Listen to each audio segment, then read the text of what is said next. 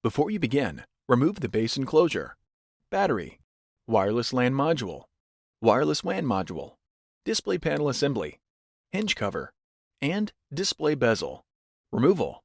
Important: make careful note of the routing of the wireless antenna, IR webcam, and display panel cables for later replacement. Remove the three 10.5mm P1 Phillips head screws that secure the left display panel hinge to the display enclosure. Lift the left display panel hinge off of the alignment pins on the display enclosure and remove. The right display panel hinge is removed in the same manner.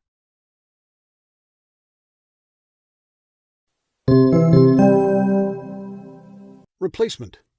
Place the left display panel hinge on the alignment pins on the display enclosure. Replace the three 10.5mm P1 Phillips head screws that secure the left display panel hinge to the display enclosure.